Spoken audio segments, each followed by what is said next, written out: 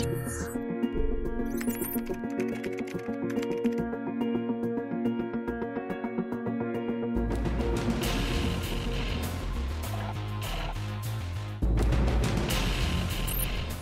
Padsang, maraming salamat sa inyong tiwala sa amin dito sa Kaitanen Action with BA. Anong nangyari?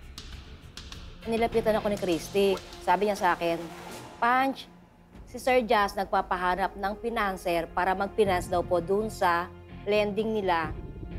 Kasi po nangyari, yung mga pautang daw po kasi maraming palyo. So nangyari ako po yung tinuro niya. Nag-meet po kami ng tomboy ni Sir Jazz. Sabi, siguro papasok siya ng mga 100 something. Sabi ko, baka hindi ko siya kayanin kasi wala naman akong pera. Ngayon po, nakausap ni Christy yung nanay ko, na senior po, kahit po paano may nakatabi siyang pera, nag-share po kami doon sa 170. Tatlo kami nag-share. Yung nanay ko, yung kapatid ko, tsaka ako po yun. Magkano nanggaling sa nanay? 80,000 po. Sa kapatid mo? 40,000. 40,000? Sa akin po yung 50. Bago natin ipagpatuloy, sino si Christy? Malapit Magkapit-bahay kayo? Opo. Malayo po Tagalog po sa kanya kasi kilala ko yung ugali niya eh. Parang pag siya pinautang niyo, mahirap siyang singilin at siya pang galit.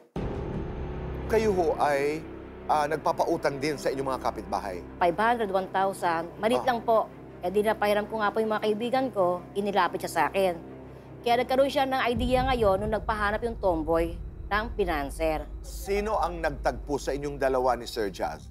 Si Christy, sir. So, nung nagkarap na kayo ni Sir Jazz, anong nangyari? Nung dumating po, nakaano po siya, nakayuko. May balak siguro siyang masama, kaya ayaw mapakita ng mukha. Sabi niya, te, dito tayo sa loob ng bahay ni Christy. So, nung pumasok kami sa loob, nabasok kanya 100,000 po. Sabi ko, Sir Jazz, eto na. Hindi kami bilangin niyo. Sabi, hindi, wag na. May tiwala ko sa'yo. Yung 100,000 po kasi nakabundle. So, yung 70, binibilang ko po sa harapan niya.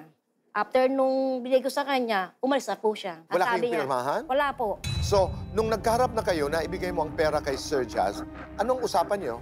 Sabi niya ganito, te, mag-antay ka lang, mga 1 p.m. babalik ako. Same day? Opo, kasi ang mangyayari po, nasa kalahating milyon ang pa-release niya kasi. Okay. So sabi ko, sige, natulog po ako pero kinakabahan na ako. 1 o'clock, 2 o'clock, 3 o'clock, wala pa. So hanggang ginabi na po kami mag-antay.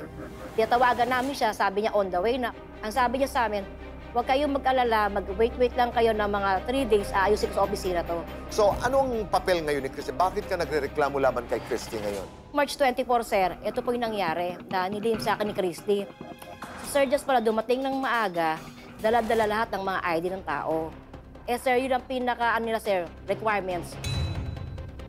Nung dumating po ako, mga bandang alas 9 veggies, ang nangyari po, dibili ko na po si 170,000. Yung pala, sir, ang sabi sa akin nung kaibigan ko, eto, sir, yung after na, sir, isinuoli ni Sir Jazz yung mga ID. Naku, delikado, sabing ganyan. Kaya lang, ang sabi ni Christy, huwag daw kaming maingay, baka daw hindi makarelease.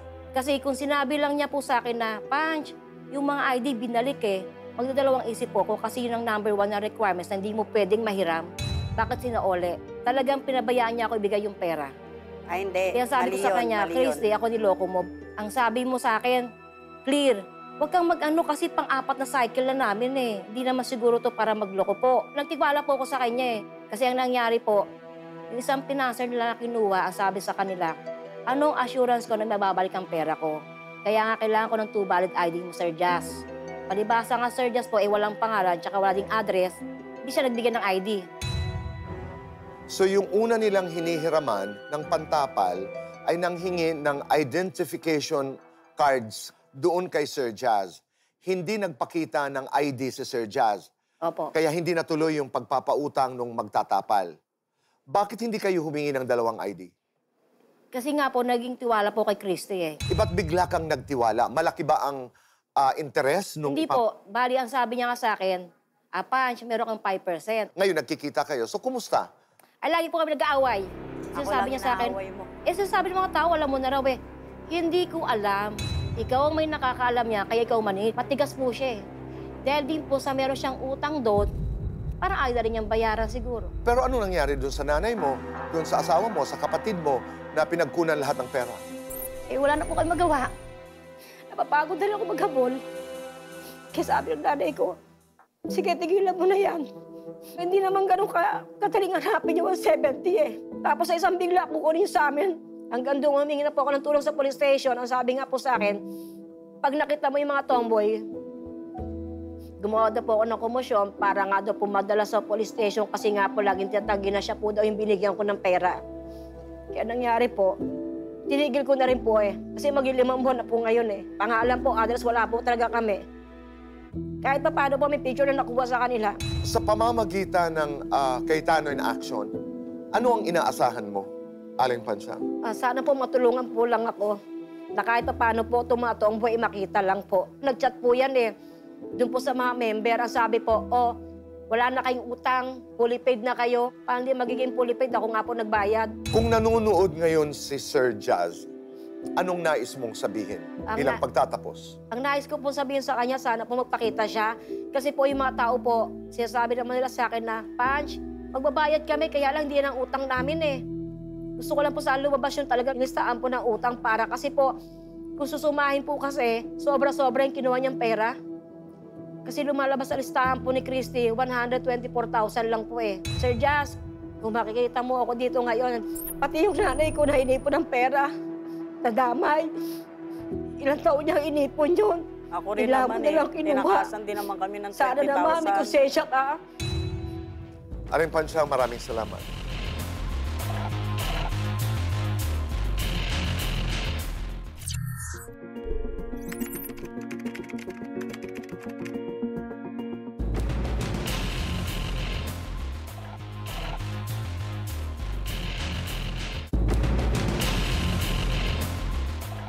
Christine, maraming salamat. Napakinggan mo, napanood mo yung aming pag-uusap ni Aling Pansyang. Anong side mo? Naawa rin naman po rin ako sa kanya, sir eh. Totoo lang.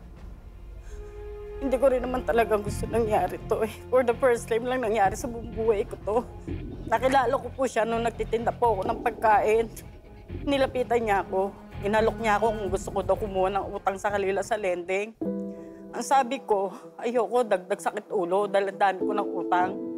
Sabi niya, Nay, ganito na lang. Ihanap mo na lang ako ng 10 katao at ikaw maghahawak. Sabi ko, sige, doon po kami nag-start. Na kaya ko nakilala si Sir Jazz. Alam ko naman na kasalanan ko rin naman kung bakit pinakilala ko siya kay Sir Jazz. Kasi si Sir Jazz po, nakiusap sa akin na hanap ko daw po siya ng financer para matapalan po lahat talaga ng tao. Kasi sila po ang pinag-usap ko. Tinanong ako ni Pansyang.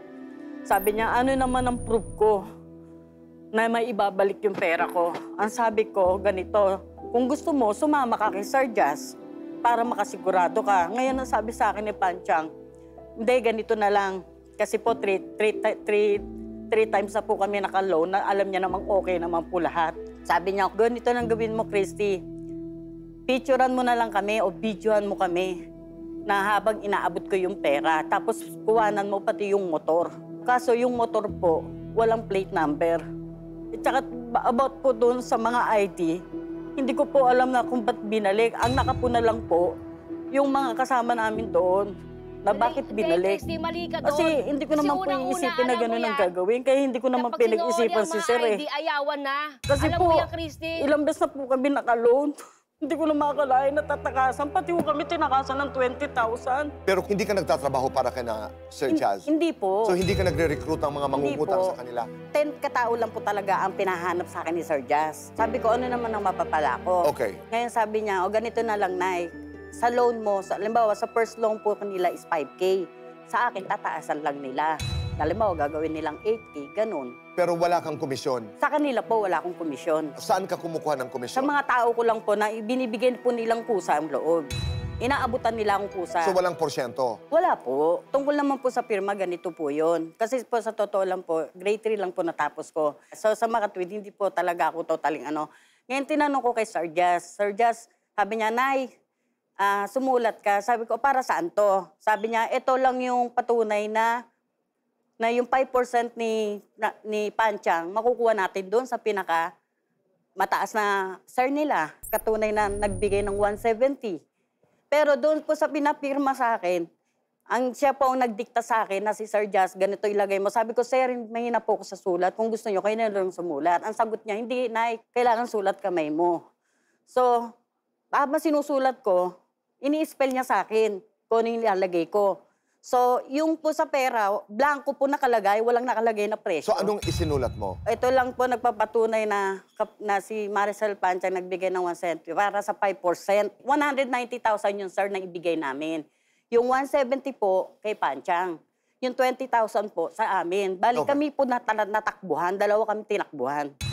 Okay, alam ba ni Aling Pansang na nagbigay ka rin ng 20 at nagpautang Opo, ka rin? alam niyo po, yung 20,000 po, kasi po nakiusap po si Sir Jazz. Ang sabi ni Sir Jazz, Nay, hanap mo ako ng 20,000 para itapal ko sa ibang grupo. Tutubuan na lang natin. Totoo ba na ang pangako ay March 24, umaga kayong Totoo nagkita-kita yung sinabi doon sa niya. loob ng bahay mo? Totoo yun. Alauna ng hapon ay dapat ibinalik na ni Sir I-release. Jazz. Opo, totoo din po. yun? Totoo rin po yun. Oo, pero walang nangyari. Wala po. So ang habol ng habol ngayon kay Sir Jazz, ito nga si Aling Pansang. Opo. Dahil 170,000 ang nawala sa kanyang Opo. pera. Naunawa ko naman po kasi siya eh. Talagang kawawa naman po kasi. Dahil yung perang yun, para po sa nanay niya, pampaopera. Kung pwede nga lang na may maitutulong tayo sa kanya na para maibalik yung pera niya. Willing naman po ako eh. Dahil hindi ko naman sukat akalain na gagawin ni Sir Jazz yan. Na alam niyang walang-wala kami. Ang pinupuhunan namin galing lang sa utang. Gininanto pa kami. May nakapagsabi rin po sa akin na ginawa na naman daw po nila. May niloko din sila doon sa ibang lugar. Opo. Ano ang nais mong sabihin sa kanila, Christy? Sir Jazz, pati pangalan ko sinira mo nang dahil sa perang yan. Nang dahil sa'yo, nagka-record ako, na barangay ako. Okay, Christy, maya-maya lamang ay maghaharap kayo ni Pansang. Tingnan natin kung saan tayo makakarating sa ating pag-uusap. Maraming salamat sa iyong tiwala dito sa kaitanan namin. Maraming salamat din po sa Salamat, Kuya Boy.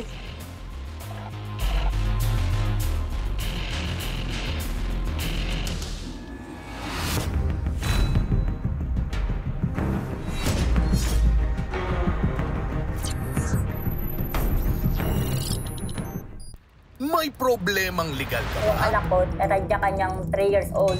Pinaasa niya ako na hindi pala siya buntis. Paano ko po makukuha po yung anak ko pong dalawa? Magkomento o mag-message lang sa aming social media pages.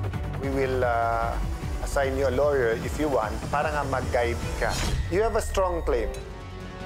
Sa batas, wala tayong kawalan. Handang ipagtanggol ang inyong karapatan. Ipaglalaban natin ang totoo at yung patas. Sagot ka ng Cayetano in Action with Boy Abunda.